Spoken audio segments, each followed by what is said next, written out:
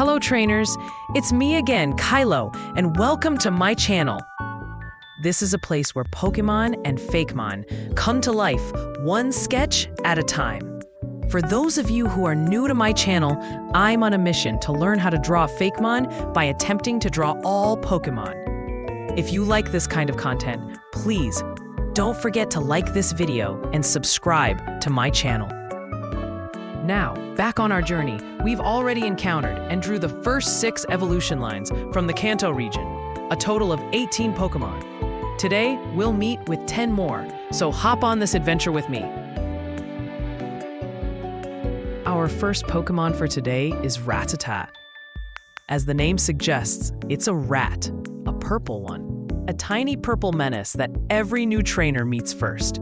You know, the one that pops out of the grass just when you think you're safe. Design-wise, Rattata's actually pretty cool. It's simple, but it works. The purple fur instantly makes it stand out from regular rats. And that sharp little face?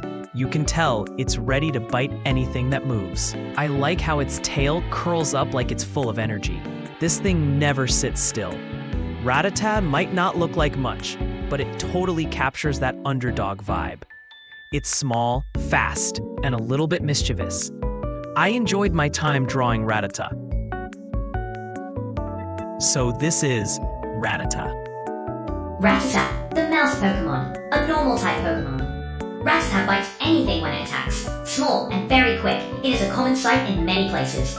Even while it's asleep, it constantly moves its ears and listens for danger. It will make its nest anywhere. Its abilities include Runaway, which allows the Pokemon to flee a battle with a wild Pokemon without fail, and Guts, which boosts the attack stat if the Pokemon has a status condition. Rattata is weak against fighting-type moves. Alright, moving on to Raticate, the bigger, meaner evolution of Rattata. You can instantly tell this guy means business. That cute little nibble from Rattata? Yeah, Raticate turns it into a full-on chomp. Design-wise, it's a great evolution. Everything about it screams power and attitude. The sharp teeth, the puffed-up fur, those strong hind legs. It looks like it could chew through a door if it wanted to. I also like how they kept the same energy from Rattata, but made it bulkier and more intimidating, like it's graduated from pesky rodent to street boss. So yeah, don't mess with Raticate.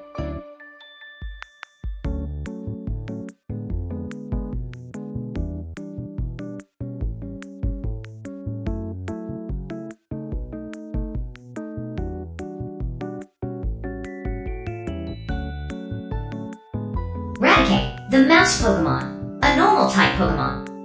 Raticate is the evolved form of Rattata. With its tough fangs, Raticate gnaws on anything. It can even topple concrete buildings by chewing on them.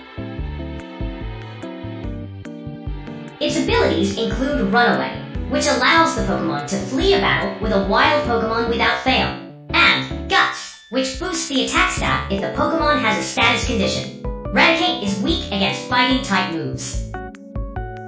Alright, up next, we're sketching Spearow, the tiny bird with big attitude. Seriously, this thing looks like it woke up mad and decided to stay that way all day. Design-wise, it's got that rough, scrappy vibe, like the kind of bird that picks fights with other bird Pokemon like Pidgey just for fun. The spiky feathers and sharp eyes make it look fast and feisty, even when it's just standing still. And that little curved beak? Yeah, you know it's ready to peck anything that moves. If I'm being honest, I'm not the biggest fan when it comes to drawing birds, but nonetheless, I kind of enjoyed it.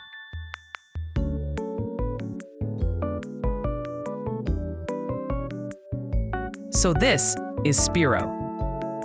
Spearow, the tiny bird Pokemon, a normal flying type. Spearow has a very loud cry that can be heard over half a mile away. If its high, keening cry is heard echoing all around, it is a sign that they're warning each other of danger.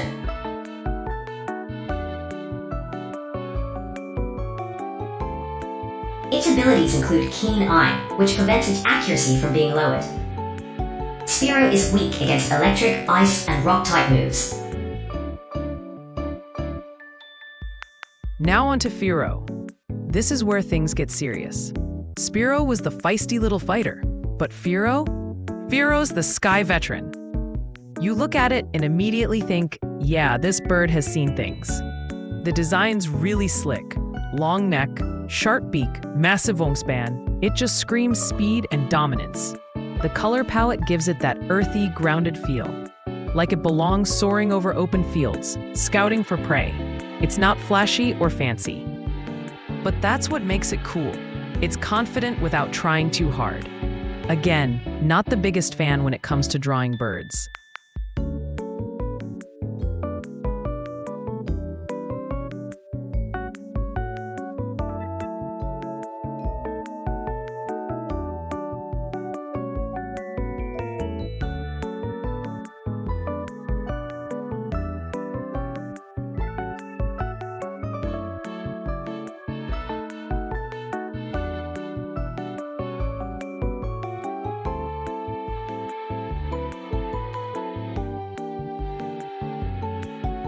And this is Fearow. Fearow, the big Pokémon, a normal flying type. Fearow is the evolved form of Spearow. Fearow is recognized by its long neck and elongated beak. They're conveniently shaped for catching prey in soil or water. It deftly moves its long and skinny beak to pluck prey. Its abilities include Keen Eye, which prevents its accuracy from being lowered. Fearow is weak against electric, ice, and rock-type moves.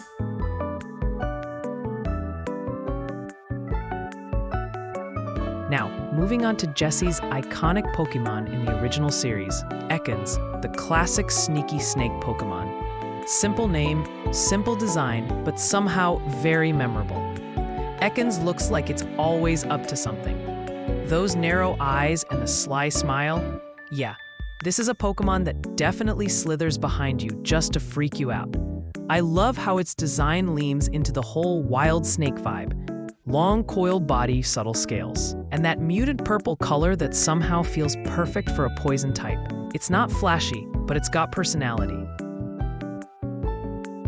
I've got fear of snakes, but I somehow enjoyed making Ekans. So this is Ekans. Ekans, the snake Pokémon, a poison-type Pokémon. Ekans curls itself up in a spiral while it rests. This position allows it to quickly respond to an enemy from any direction with a threat from its upraised head. Its abilities include Intimidate, which lowers the attack of all opponents by one stage when the ability bearer switches in, and Shed Skin, which helps the Pokémon cure its own status conditions by shedding its skin. Ekans is weak against ground and psychic type moves. Now, moving on to Arbok. This is where things get intense. Ekans was sneaky, but Arbok? Arbok is intimidation in Pokémon form. The first thing that stands out is that incredible pattern on its chest. It looks like a cobra's hood, but stylized to look like a face. It's such a clever design choice. It gives Arbok this extra layer of menace, like it's saying, go ahead, make a move, I dare you. The sharp fangs, coiled muscles, and that confident glare all make it look powerful and proud. That's why, in my opinion, Arbok is one of Jessie's most iconic Pokémon.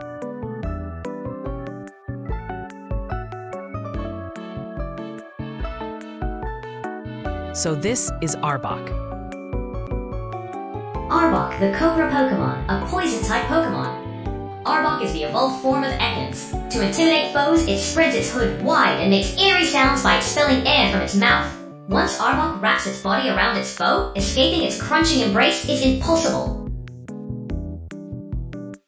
Its abilities include Intimidate, which lowers the attack of all opponents by one stage when the ability bearer switches in, and Shed Skin, which helps the Pokémon cure its own status conditions by shedding its skin. Arbok is weak against ground and psychic type moves. Alright, here comes the star of the show, Pikachu, the face of Pokémon, the electric mouse, the one who started it all. And honestly, it deserves the hype. Pikachu's design is just perfectly balanced. It's cute, but not overly cute. It's got personality, attitude, and a design so simple, it's instantly recognizable anywhere. The red cheeks, lightning bolt tail, and chubby little body.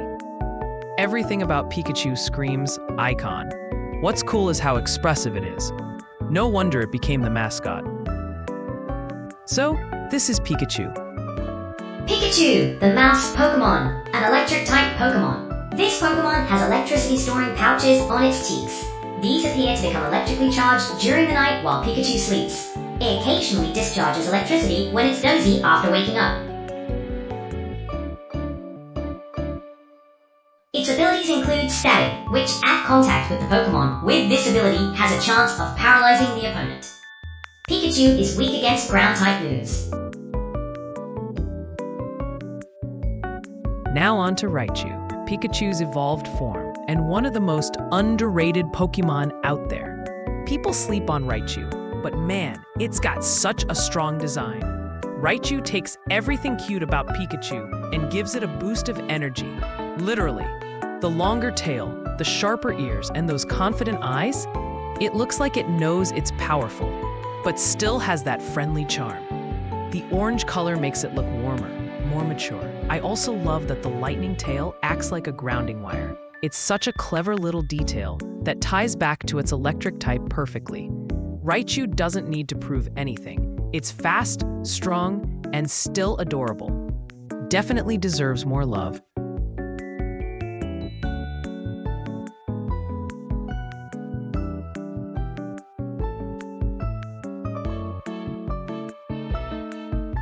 Raichu, the mouse Pokémon, an electric-type Pokémon. Raichu is the evolved form of Pikachu.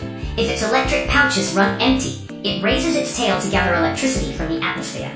On the other hand, if the electrical sacs become excessively charged, Raichu plants its tail in the ground and discharges.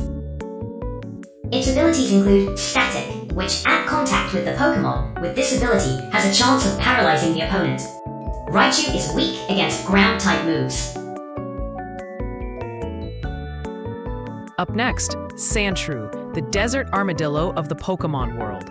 This little guy is adorable, but also looks like it could roll into a ball and bonk you right off a sand dune. The design's super clean. Just those tan, brick-like scales that make it look like a walking sandcastle. It's simple, but that's what makes it stand out.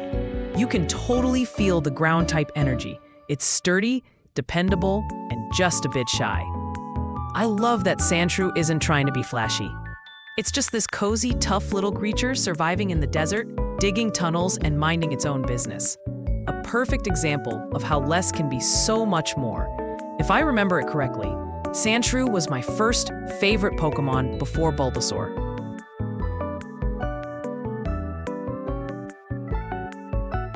So this is Sandshrew. Sandshrew, the mouse Pokémon, a ground-type Pokémon. Sandshrew has a very dry hide that is extremely tough. This Pokémon can roll into a ball that repels attacks. At night, it burrows into the desert sand to sleep. Its abilities include Sand Veil, which boosts the Pokémon's evasion in a sandstorm. Sandshrew is weak against water, grass, and ice-type moves. On to our last Pokémon for today, Sandslash. Design-wise, it's awesome. The quills instantly make it look dangerous, but it still keeps that natural animal feel. You can totally imagine this thing curling up into a ball and turning into a desert buzzsaw. The claws are a nice touch too. They're sharp, strong, and make Sandslash look like it could dig through anything. What I really like is how evolution here feels logical. Sandshrew adapted, grew tougher, and became this desert warrior. It's like a glow-up powered by sand and survival. Sandslash might not be flashy, but it's lethal in the coolest way possible.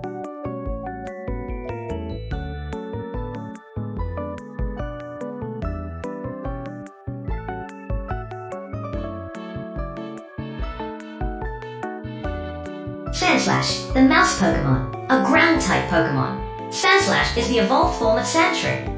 Sandslash can roll up its body like a ball covered with large spikes. In battle, this Pokémon will try to make the foe flinch by jabbing it with its spines. Its abilities include Sand Veil, which boosts the Pokémon's evasion in a sandstorm. Sandslash is weak against water, grass, and ice-type moves.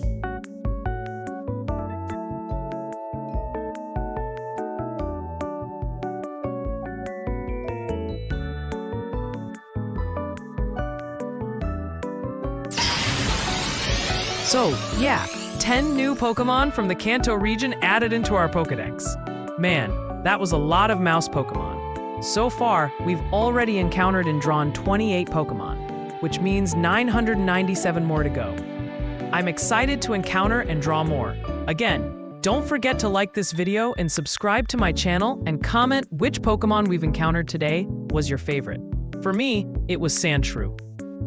See you in my next video. Bye-bye!